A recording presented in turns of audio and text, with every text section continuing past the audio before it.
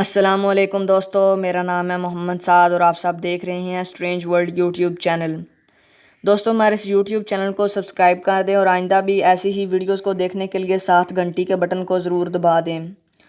दोस्तों, आज की इस इंटरेस्टिंग वीडियो में हम बात करेंगे अपने सोलर सिस्टम के बारे में और उसके बारे में चंद फैक्ट्स के बारे में।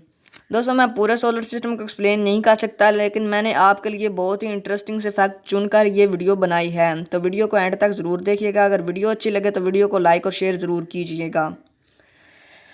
तो दोस्तों, आप हमेशा जानते हैं कि हम उसी वक्त तक किसी माहौल में ज़िंदा रह सकते हैं जब तक हम उसे जान लें। यानी अगर हम किसी माहौल को जानते ही नहीं हैं, वो हमसे अजनबी है, तो हम उस माहौल में सरवाइव नहीं कर सकते। यानी कोई भी जानदार उस माहौल में ज़िंदा नहीं रह पाएगा जिसको वो जानता ही नहीं होगा। तो फैक्ट नंबर 10, वीनस मूवमेंट। दोस्तों, हम जानते हैं कि हमारे तमाम के तमाम प्लैनेट सूरज के इर्द गिर्द चक्कर लगाते रहते हैं, जैसा कि हमारी ज़मीन भी अपने मदार में सूरज के इर्द गिर्द चक्कर लगाती है।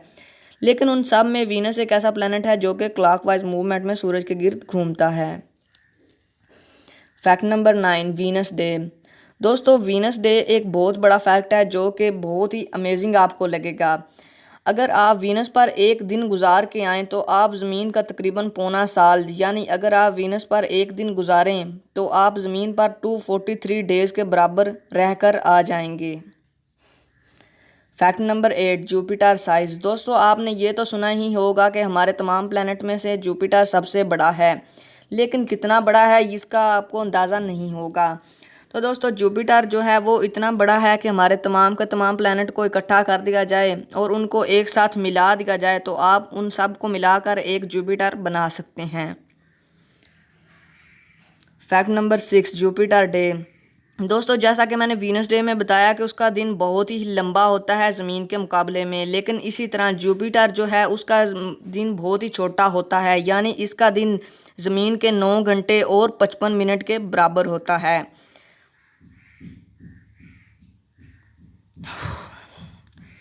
Fact number 6, Jupiter sound. दोस्तों, कुछ प्लैनेट हमारे सोलर सिस्टम में ऐसे भी हैं जो कि आवाज़ पैदा करते हैं। इन प्लैनेट में सैचरन, नेपच्यून और जुपिटर आते हैं।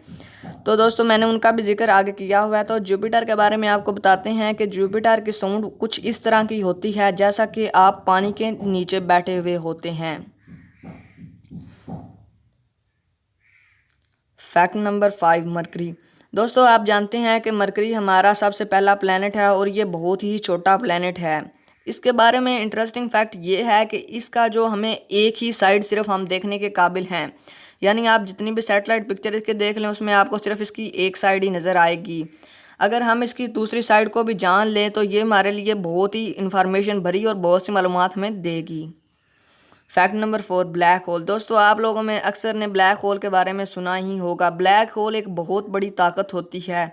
ये ब्लैक होल उस वक्त बनता है जब कोई सितारा या उसके और फिनोमेना की वजह से ये बन जाता है। लेकिन इंटरेस्टिंग बात ये है कि ब्लैक होल का कोई वॉल्यूम नहीं होता, लेकिन ये कोई वॉल्यूम ना रखते हुए भी कई बिलियन सूरज के बराबर होता है। यानी इसका कोई वॉल्यूम नहीं होता, लेकिन फिर भी ये कई बिलियन सूरज के बराबर हो जाता है।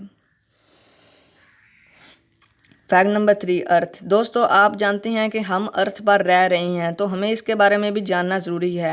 आप जानते हैं कि अर्थ पर एक ओजोन लेयर होती है। इसी की वजह से हम सूरज की खतरनाक किरणों यानी सूरज की जो खतरनाक यूवी रेडिएशन है उससे हमें ये बचाती है। आजकल का सबसे बड़ा मसला है कि ओजोन लेयर डिस्ट्रॉय हो रही है। लेकिन क्या आप जानते हैं अगर दुनिया में 50 साल तक कोई फैक्ट्री या पोल्यूशन ना आए तो ये ओजोन लेयर अपने आप को मुकम्मल तौर पर ठीक कर सकती है। Fact number 2, Saturn sound. दोस्तों, मैंने पिछली क्लिप में बताया था कि और भी प्लैनेट हैं जो साउंड पैदा करते हैं। तो अगर आप सैचरन की साउंड को सुनेंगे तो इसकी साउंड कुछ इस तरह की होती है कि जैसा कि कोई बैकग्राउंड आप हॉरर मूवी देखते हैं उसके बैकग्राउंड में एक हॉरर म्यूज़िक लगा होता है, उस तरह की। Fact number 1, Neptune sound. दोस्तों, नेपच्यून भी एक ऐसा ही प्लैनेट है जो कि साउंड प्रोड्यूस करता है। अगर आप इसकी साउंड को किसी का इंस्ट्रूमेंट से सुने तो इसकी साउंड इस तरह की होगी कि जैसा कि समंदर की लहरों की होती है। जो लोग समंदर के पास रहते हैं उन लोगों को इसके बारे में पता होगा कि समंदर की लहरों की आवाज़ किस तरह की होती है। तो उसी तरह की आवाज़ नेपच्यून से भी आती है। आज की वीडियो देखने के लिए बहुत बहुत शुक्रिया और आइंदा भी ऐसी वीडियोज़ को देखने के लिए चैनल को सब्सक्राइब कर दें। मिलते हैं एक अगली वीडियो में, तब तक के लिए अल्लाह हाफिज़।